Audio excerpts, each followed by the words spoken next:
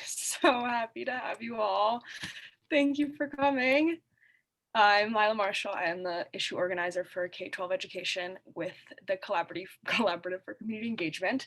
I'm going to be the facilitator of this panel.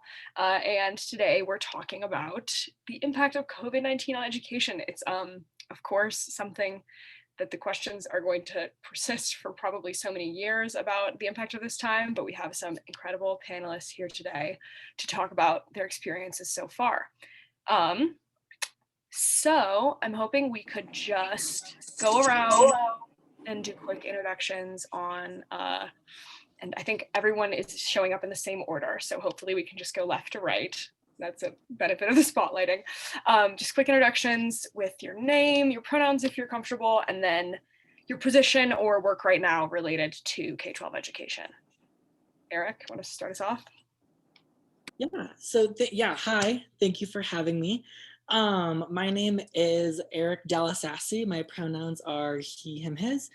My current position in education is, I graduated last year from CC. And since then I have done my student teaching during the pandemic, which was quite a fun time.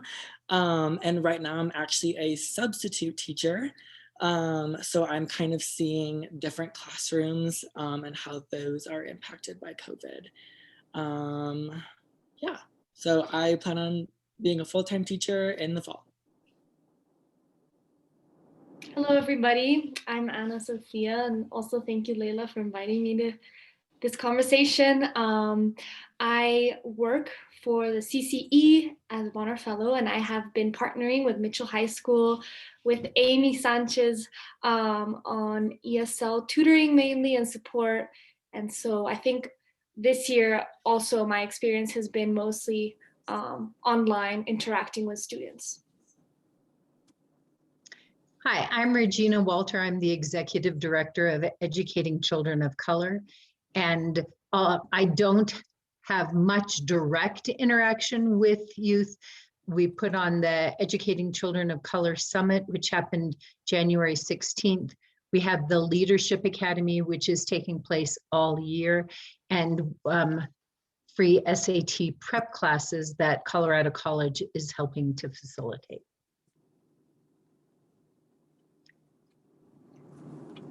Hey, Addie, were you skipped over? Potentially, I can hop in real quick. Hi, I'm Addie, and I graduated from CC in 2019, and I am currently the Stroud Scholars Paraprofessional. So I'm working on the Stroud Scholars Program, which if you haven't heard it, I see some of my staff members and mentors in the audience right now, so hello. But the Stroud Scholars Program is CC's newish 3-year college preparatory program for high schoolers in the Pikes Peak region. And we launched last summer mid-pandemic.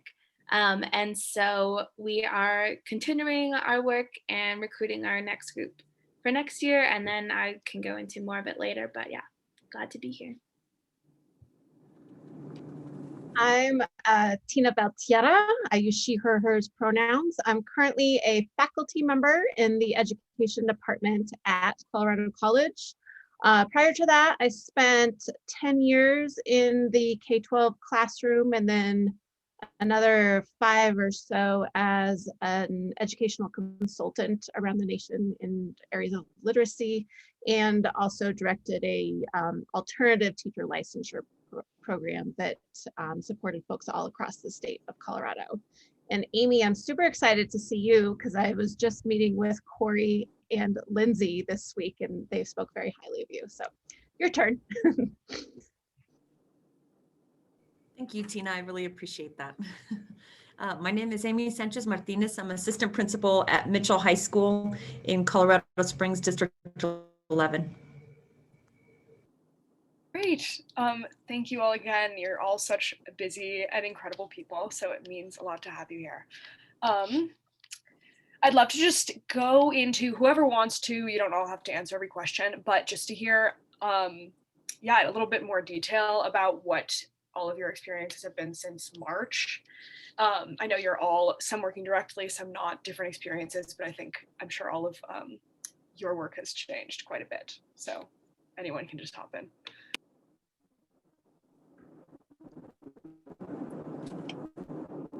Since no one's hopping, I will. How's that? Part of what Educating Children of Color does is the summit in January. And on the negative side of that, we had half as many kids register as we usually do, half as many scholars. We just take 8th graders through 12th graders. But the positive impact was we had almost double the number of professionals who attended because the opportunity, so educators who attended because the opportunity was more available to them.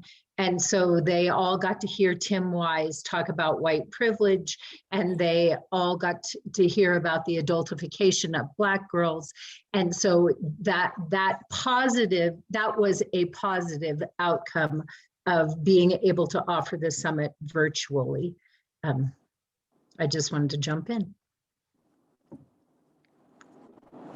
At the school level, it was quite sudden, as I think it was everywhere.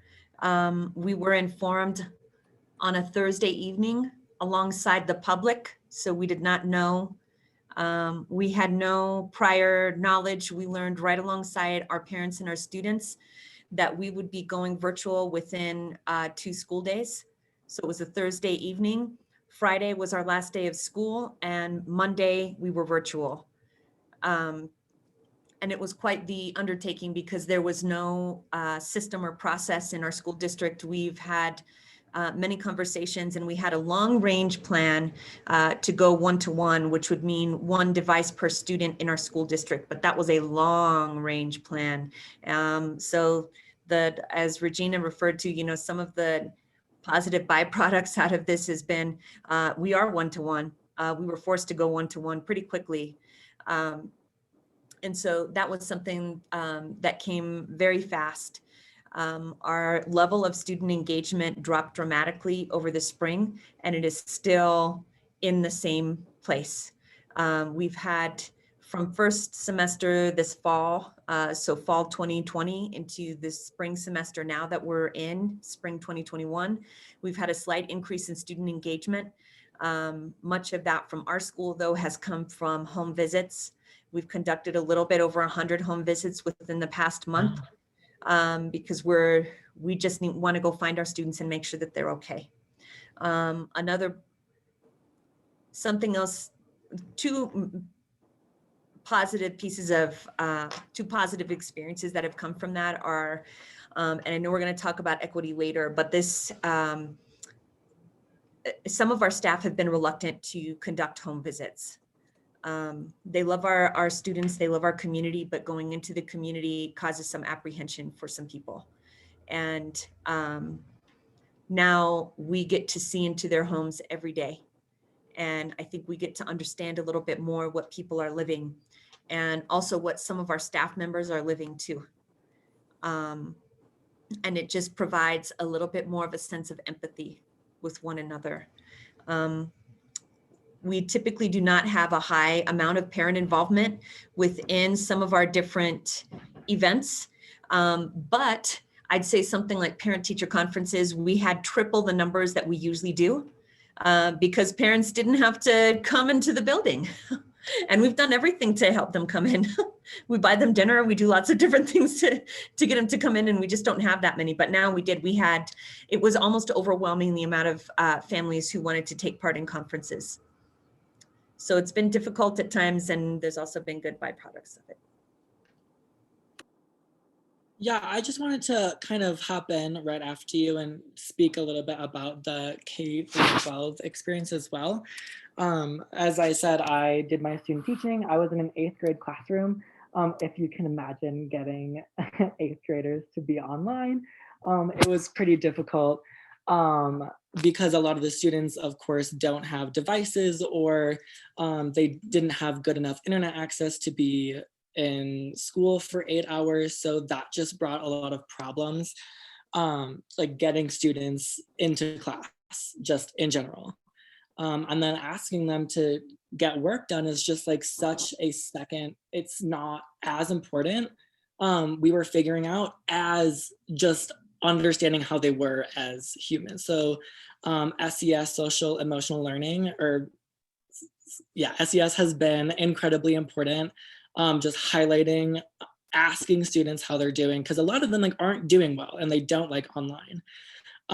So you have to be able to understand where your students are before asking them to, you know, learn about the Civil War. Like no one cares if you're not doing well. So that has been really difficult as well. Yeah, I would add as well, just,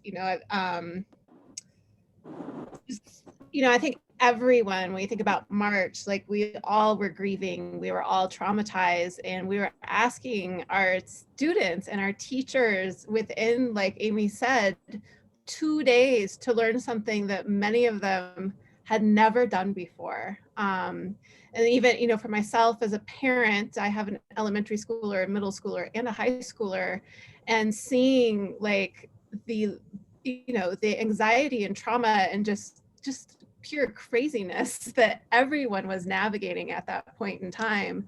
And to see where we are now, almost a year later, is pretty remarkable. I would prefer that we weren't in a global pandemic. But when you think about some of the silver linings, such as it used to be impossible in high poverty schools to have a one-to-one. That was just like, no, we can't do that. We can't afford that. Now, most of their schools do, and we're able to provide Wi-Fi packs to families. So when our circumstances change, then we're forced to reprioritize how we use our resources. I'd also just say, I think folks have been incredibly resilient. I spend a lot of time interviewing a lot of our alum, and a lot of folks have sort of on their own talked about how they went through the 6 stages of grief, and they've come to this place of acceptance, and also thinking about, okay, once I am vaccinated and it is safe, there's a lot I learned from this experience that like schooling's never gonna be the same as it was prior.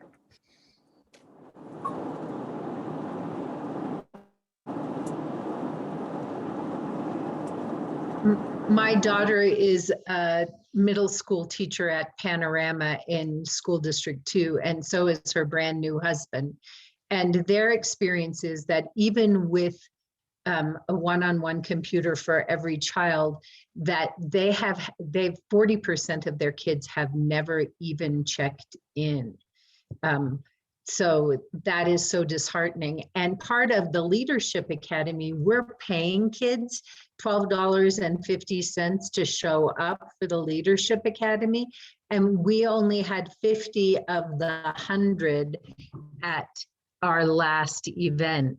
So I hope that we don't lose them.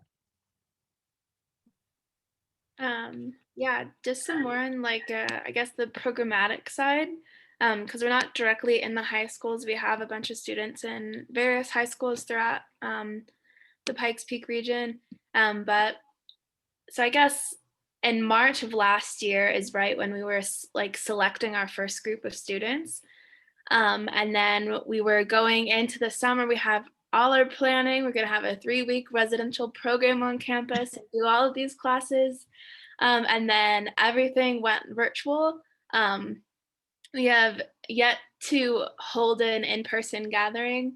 I realized the other day that like it seems so insignificant, but I realized like I don't know how tall any of our students are because I haven't seen them in person or like outside of this little box.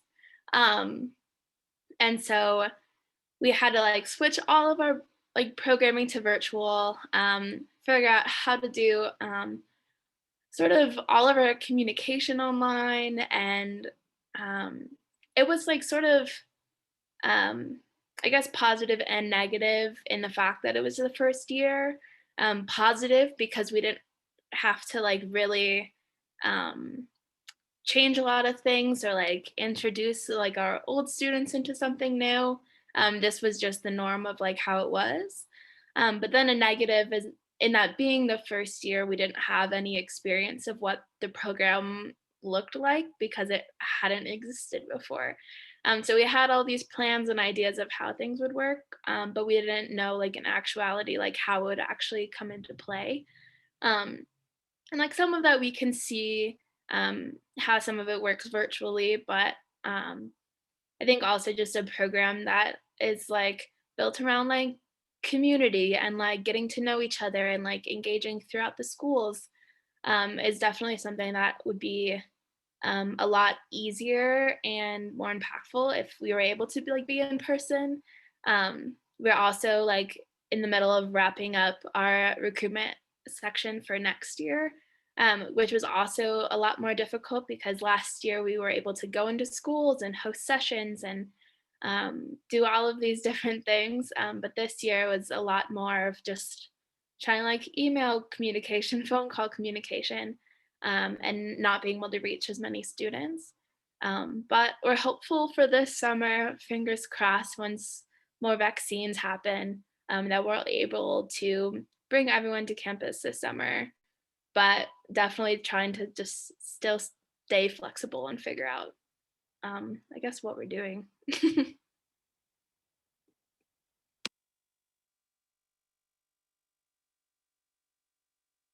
I know social emotional learning was mentioned, and I think that's something that's just been on my mind a lot.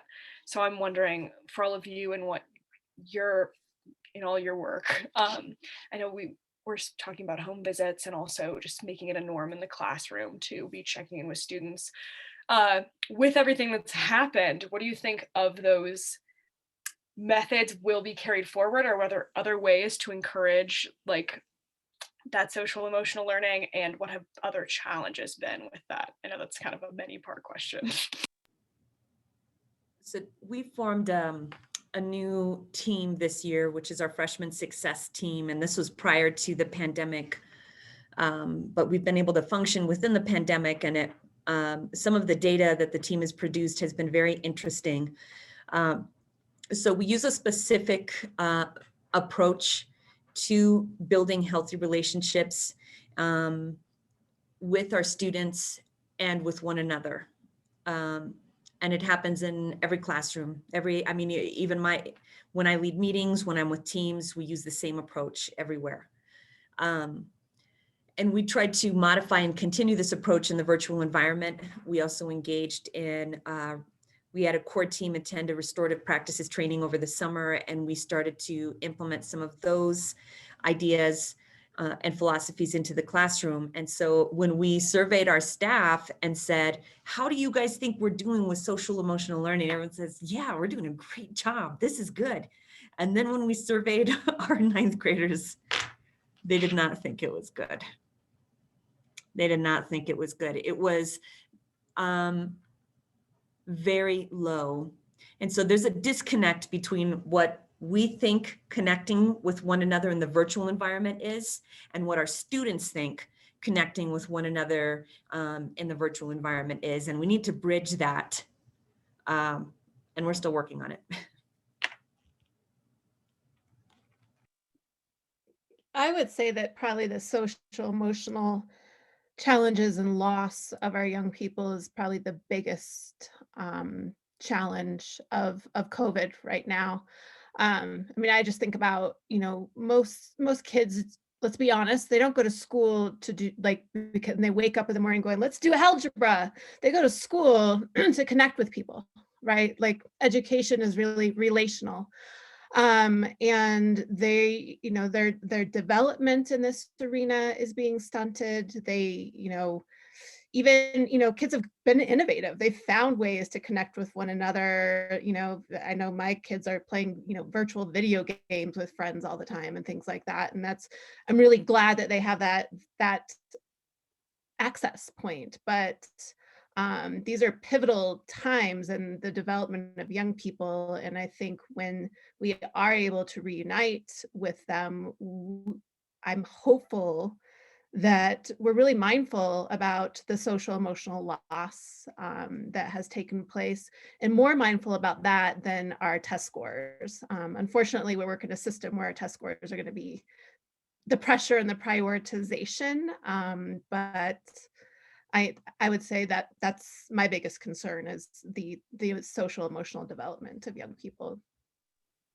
I totally agree with you, Tina, and what Amy has said too. Like, I think those little interactions, those like classroom social environment where you're sitting at the table and you're kind of talking with your peers, or you make conversation with your teacher, or when you're walking from class to class, your break times, your lunch times, those moments of social interaction are just completely lost. And it's almost like school online has condensed to this thing of like, we just do work and that's it. And there's nothing else beyond that. And I think that's been super hard, like even from my perspective as a college student, where I'm like, I'm grown up and I can, can kind of manage that, but it's been very hard for me. And I can't imagine how hard it's been for the students I've been working with. And it's been even hard to try to connect with them because, as Eric was saying, like these kids kind of keep their cameras off most of the time. And I totally understand that. Like, you don't maybe want to be showing your room or everything that's happening in the background, or you're just tired of looking at the screen. Maybe you're in your pajamas lying in bed, but like, I think it's been hard to like, because most kids kind of keep their cameras off, and then you have to kind of like force them to talk, and it gets like they either like to chat through the chat box, or maybe we'll give like a short worded answer, but it feels very hard in like the 40-minute period time to actually have a conversation of like, hey, how are you doing? Like, what's up in your life? Like, I really care about how you're doing. I know we have to get through this assignment, which is not the best, but it's just been a very odd way. Like, I haven't been able to find the space to interact with students from a social side. It's just condensed down to like, let's do work. Along with that, all of the one-on-one interactions that I had with my students were kind of strained because as soon as they would hop in the breakout room and we would be talking about a project or something, I'd be like, okay, first of all, how are you? Like, how you doing? How's at home going? And like that relationship is even really strained between teachers and students because we don't see them physically.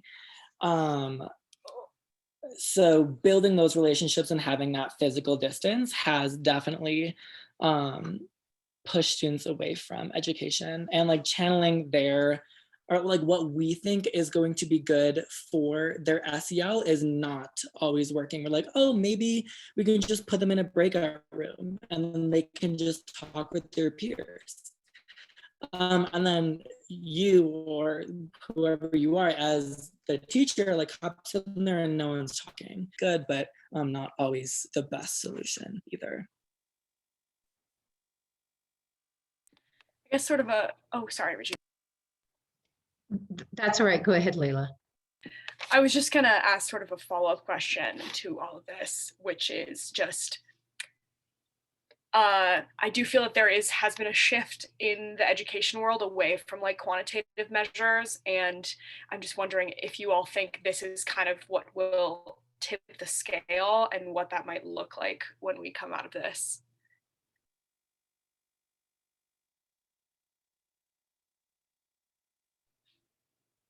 But that's kind of also just out of my curiosity. So I know there's probably no exact answer. I'd say that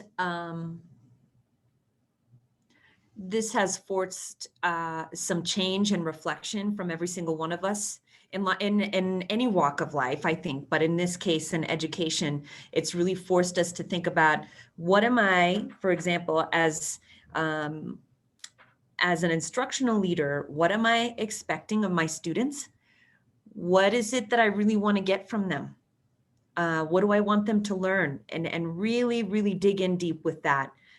There's some teams who I have worked with for years to get them to slow down and enjoy learning and enjoy teaching, enjoying those moments with students, but they have the pressure of the quantitative data as a stamp.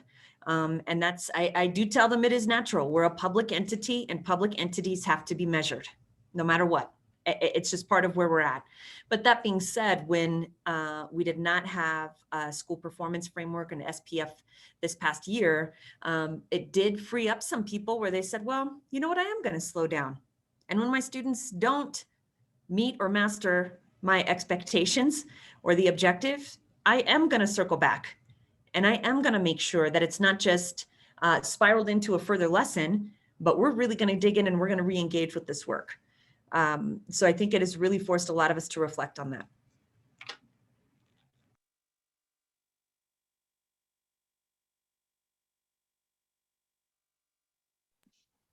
Laila, I wanted to talk just one moment about equity and about social and emotional learning. I think that it's really clear that the kids who are least engaged are the kids who have historically been marginalized. And so it may be that you got a laptop, but you still don't have a place where it's quiet, where you can find your books, where you can find a pencil, etc. And so one of the presenters, I'm going back to the summit, was Megan Saxelby from Cultures of Dignity in Denver. And she was talking about equity and social and emotional learning. And I just looked up the quote that she said while we were all together, and it was like, oh my God.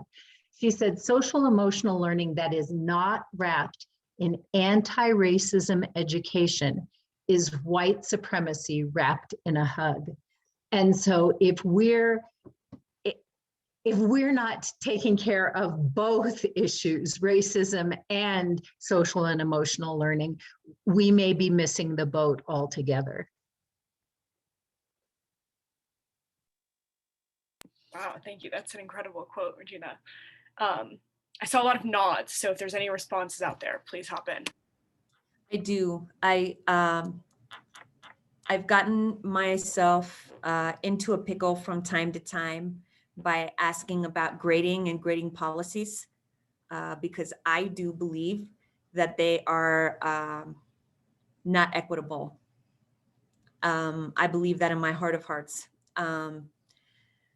And so it's been a very rocky road with some teams and with the work.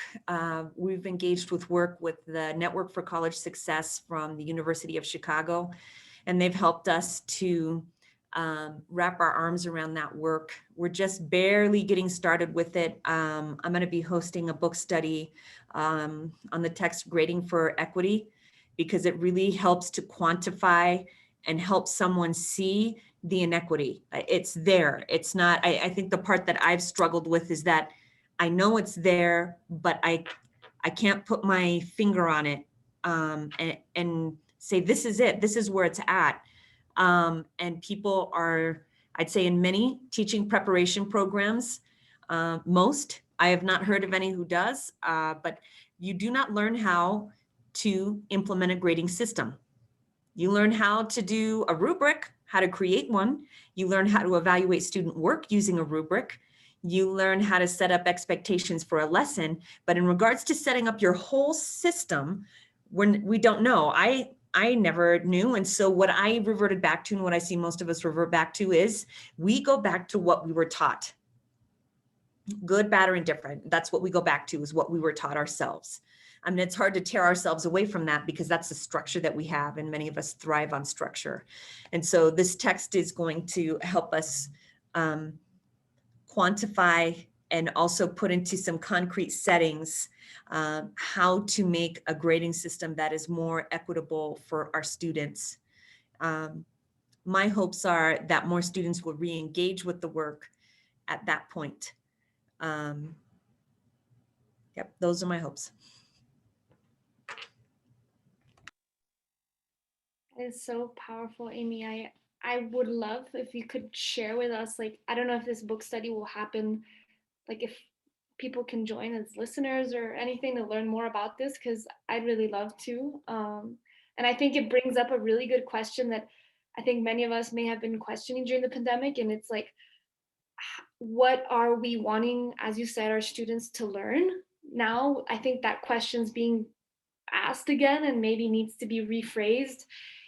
And even it can come down to like, not only like educational content, but how we're structuring classrooms and grading and timelines, and even like teacher support, because there's a lot of things that I guess we realize that are just not in place or are not constructive for students and for teachers in the educational system as we knew it before COVID. So it will be interesting in terms of like, I don't know, what do you all think of like what will be the new rephrasing, the new reprioritization after COVID in education?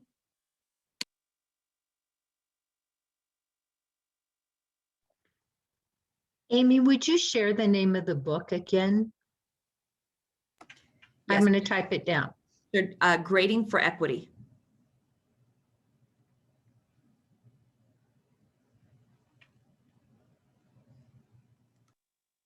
Thank you.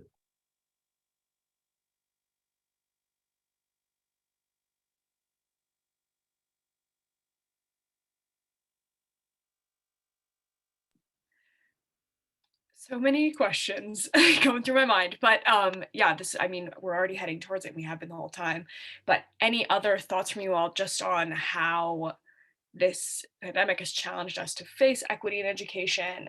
You know, technology, of course, comes to mind, and we've touched on that, and content is a huge thing to tackle, but any insight on that, I think, is fascinating, and would love to hear from you all. I think one thing there's so many, I mean, so many challenges and issues, but one that really comes to mind is just school dependent youth that really, you know, get nutrition, maybe some of their only meals at school. Perhaps, you know, that's the time when an adult shows care and love for them, right? Or they're engaged in community. And without the physical structure of school, I think a lot of folks are trying to find ways to support young people. I know my children are in Denver Public Schools, and Denver gives, you know, breakfast and lunch away to, you know, anybody, including families and caregivers, et cetera, and including having, you know, food available during breaks and things like that. But it's still just not, it's again, it's just not the same holistic experience as you have when you're in that physical space with those physical people. And so that's, you know, I think our school dependent children are always hurting the most in schools, but are now hurting the most in this particular circumstance versus, you know, youth who perhaps are, you know, aren't at home with heat and healthy food available to them, and, you know, their hierarchy of needs are met.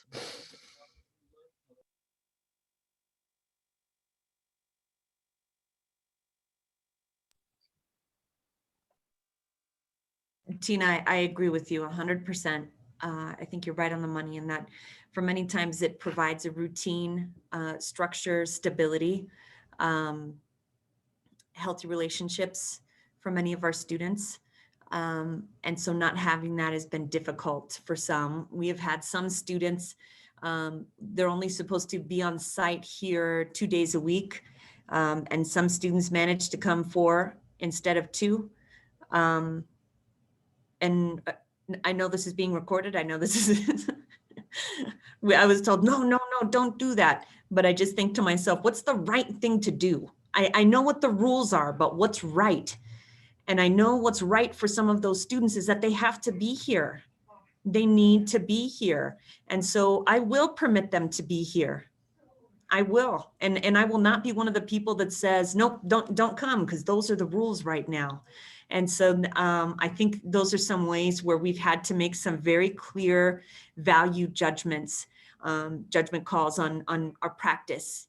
On the other hand, I've noticed in some classrooms, because we have much smaller class sizes, some students who I would notice last year, for example, that would just want to melt into the wall, just basically no one sees me, are now the star of the classroom. And they're eating it up and they love every single moment of it. And it's also easier to identify the students who still want to melt into the wall, but there's only, 5 people in the room. So too bad, like you have to be a part of the lesson whether you want to or not, which I think is something that's excellent.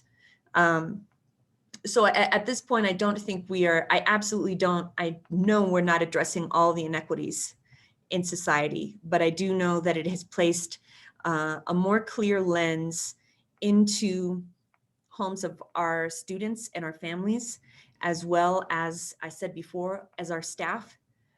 They also need love and care in many ways. And I think it's compelled us to think and approach things differently than we did before.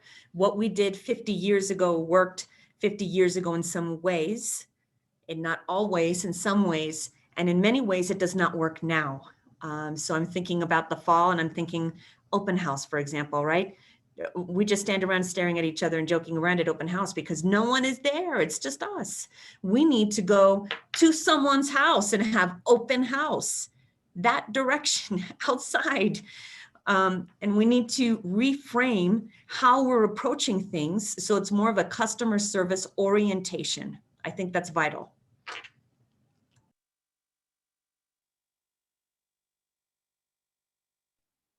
I have a question for you, Amy, and I guess anybody has an experience like in public schools. I know that like just out of conversations with Amy, you were able to receive like, I think it was laptops for your students from the education department, but then like they also were putting other sorts of pressures on your school for different reasons. And I think that like, I just wonder from your perspective if like in times where you need fast adaptation or help from, other partners, other people who can kind of contribute or help support Mitchell High School, not from like a federal guidelines perspective. Like if you think that like education after this COVID pandemic, especially public education, will be thought of like being necessarily more autonomous within districts, like each public schools requiring maybe more autonomy to be able to adapt faster to circumstances and like help the demographic of the students they're serving, because I feel like that is very important and kind of changes from school to school in a way. So I don't know if what you all think about like if after COVID, public education could probably move to be in a way more autonomous at a local level while still obviously having like federal support. I do think so. There were some practices that we attempted, such as, for example, our open house in someone's home or in the community room of the trailer park or the apartment complex or at the mall. And that was not accepted a few years ago, and now I think it will be. I also see that there were some practices before. So for example, we had a student transfer here from a neighboring school. He thought that our school would better fit his needs, but what was holding him back was one class at his previous school that's not offered at our school. Well, right now, he can be at both. So he can sit in the library now, attend virtually at the other school, that one class, and be here physically the rest of the day. Now that's possible, whereas beforehand it wasn't. We also were working on a virtual self-paced course, and we're told that we couldn't do it because we didn't have the framework to do it. People couldn't conceptualize it at that point because people were putting it within that box of this is what school should look like, and it needs to fit in here. Well, now we've been compelled to move outside of that box, and now people are like, well, maybe I guess you can do that. Yeah, that wasn't that bad. We can figure it out. People are being a little bit more innovative than they were before. I do believe that that will occur. More of the innovation will occur and innovative mindsets. But as I stated before, we're still a public entity, and we're still going to be measured that way. And that Mitchell High School is going through that right now. We're going through that now full force. And it's part of the job, both the easy and triumphant parts, as well as the parts that are a little bit tragic too.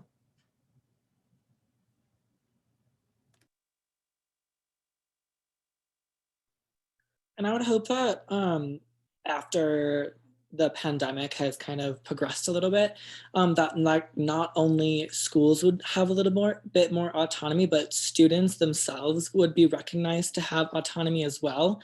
A lot of the things that we did at my school were student focused. They chose what they researched. They chose how they wanted to show their knowledge, because like we understood that like maybe not every student has the ability to go get like a poster board or like have iMovie on their computer, right? Like that's not fair.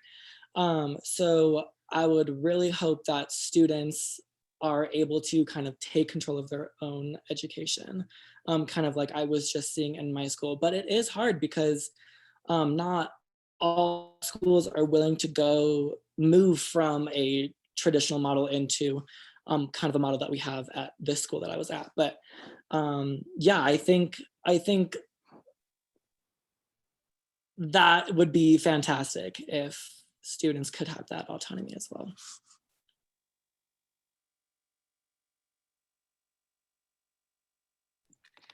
I do want to have time. Oh, sorry, Regina. Oh, I'm sorry. Go ahead. That's all right. I just wanted to talk about the fact that when we increase equity for people with disabilities, it benefits everyone. And so people with disabilities have been asking for this kind of opportunity for a long, long time. And we've said, no, it can't happen. And so what may be an outcome of all of this is more equity for people with disabilities. I do know that for special needs students, there's been a huge push to get them back into schools so that they are having the daily contact and nurturing. But overall, I think one of the outcomes of the pandemic may be additional equity for people with disabilities. Not additional equity, some level of equity. Gosh. I would add to that just from a universal design lens. Universal design really is sort of structured under this idea that what is good for those in the margins is actually good for everybody. And one piece of universal design is really relying on educational technology. And that is something that we've tended to shy away from embracing. And now I would say most educators are pretty darn competent in educational technology, way beyond where they would have been previously. And so I think there is some possibility to utilize those skills in a way that can offer equitable experiences for varied ability of learners, whether it's ability, disability, learning preferences, heritage language, etc. So.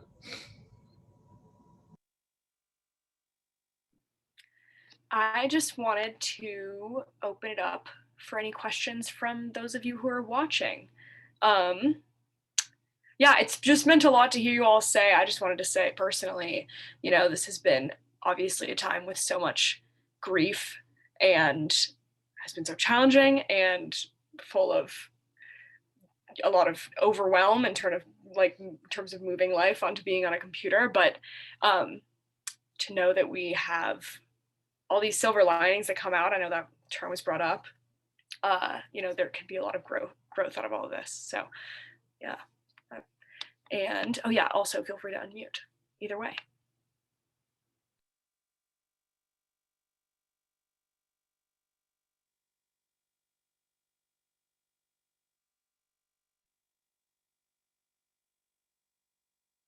Oh yeah, Sam, I see you raised your hand. I'm not sure. Are you able to unmute yourself? Yeah. Sweet. Hi. I just had a quick question, kind of just over like the general, all the panelists, kind of directed to all of them. But with things being virtual, have you guys seen kind of a difference in, or is there like difference in how age groups kind of react to the virtual learning? Like, for example, kindergarten through like third grader versus like eighth grade and ninth graders, something like that. I can tell you as a parent, at least, and then also a teacher educator who am working with, folks who are working with kindergarten, first graders. It's been really hard to have a kindergartner than first grader in an online format.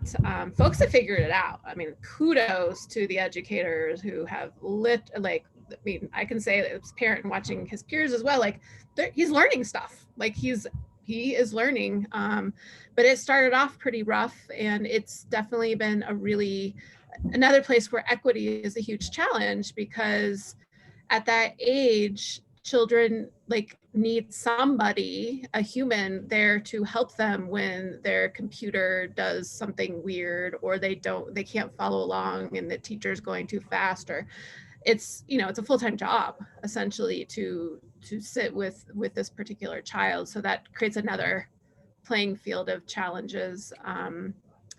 But yeah, I think developmentally, there's places where it's more appropriate and accessible to be able to engage in this way, and other places where it's really, really not appropriate and really challenging. And I think the types of learning that you do in, say, first grade versus eighth grade are just so incredibly different.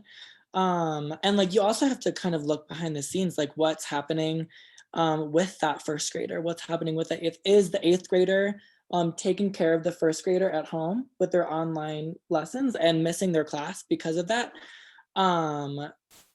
And of course, with eighth grade, I think it's a little bit more accessible for students to kind of work on their own and maybe accept their own responsibilities, whereas first graders do need to kind of maybe have a little bit more structure with that teacher. But yeah, I've seen a student, like a first grade student, do online class, and like they are incredible. I can't imagine doing that and like keeping all those first graders in line, but it's definitely a type of teaching that you kind of have to talk about with other teachers at that school, or see like what is the best for your students as well. So I've seen a ton of different models, and they all seem to work at least a little bit in some different ways.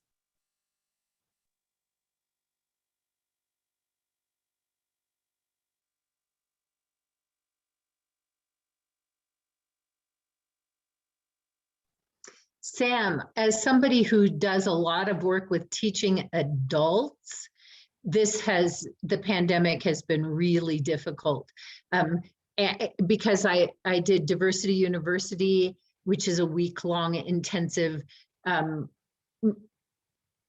opportunity to explore your implicit and explicit biases, but I had to practice with some people beforehand because they were so intimidated by the process that I can't imagine as a middle-aged, I still get to count myself as middle-aged for 2 more years, as a middle-aged teacher trying to figure out all of these things. And my sister is a 4th grade teacher and has experienced remarkable growth, but there were lots of nights when she was crying, and lots of nights when I hooked her up with kids from my mock trial team so that they could hold her hands so she could figure some stuff out.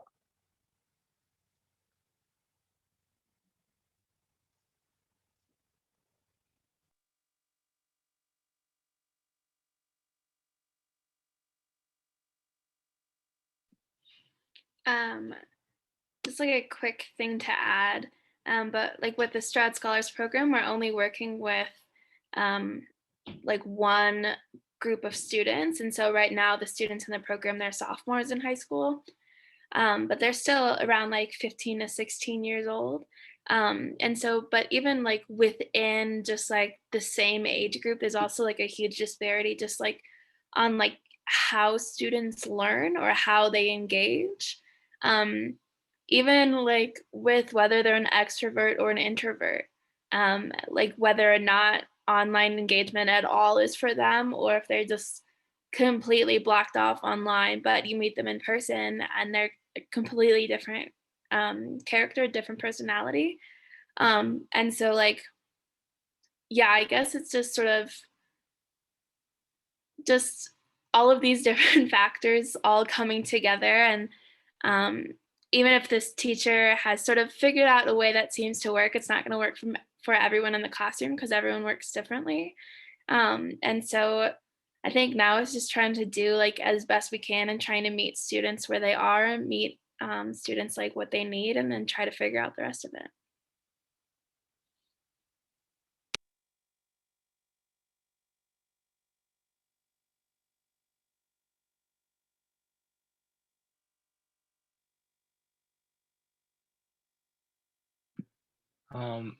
That was really helpful to hear and listen to.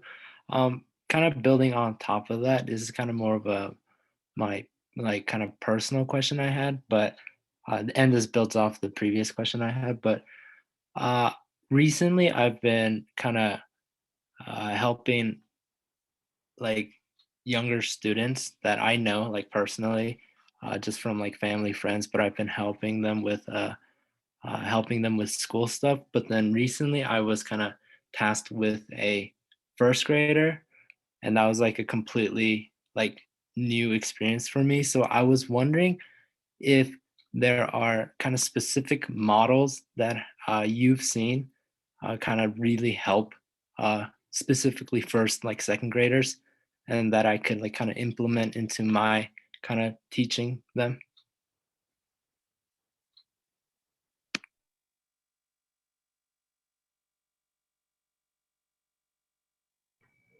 So I like Tina. I had a kindergartner last year and he's now a first grader. So I have a first and third grader and one who's in college. And what I've noticed with all of them that I think is very important, it's so important to be dynamic.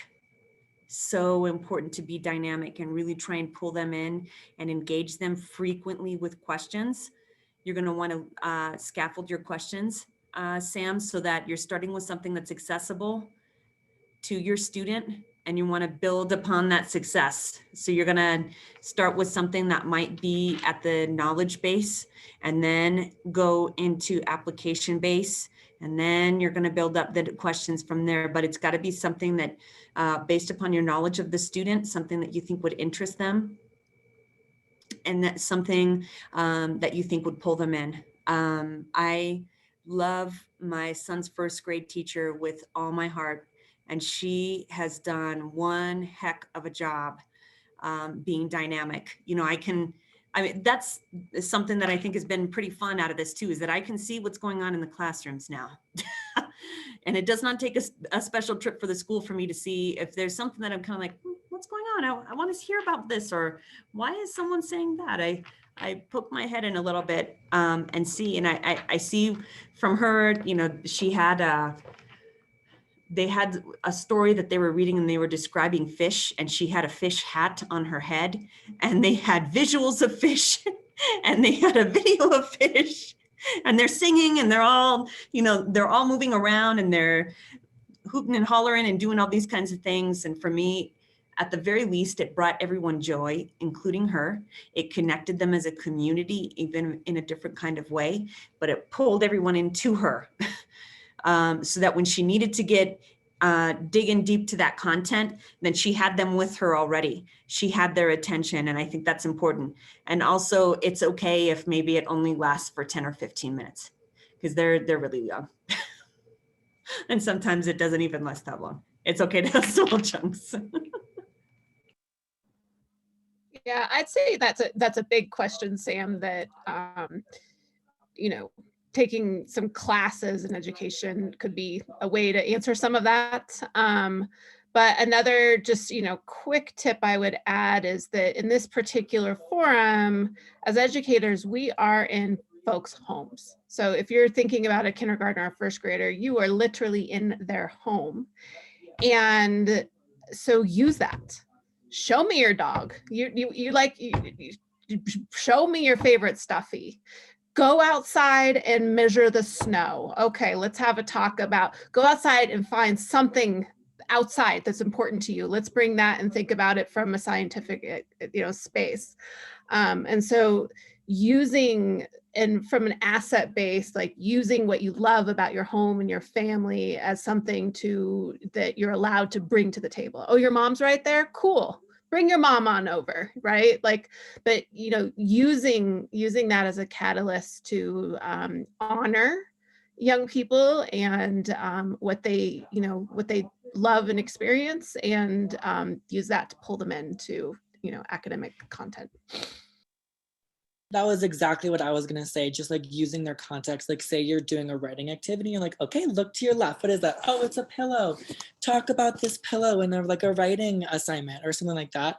As well as incorporating movement, right? Like if you think about what little kids want to do, like they just want to be like squirming around, like talking to their friends. So like engaging wherever your students are in their development, allowing them to move around if it seems like they're kind of fidgeting, and things like that. And that works for any grade, right? So that's what makes it so lovely.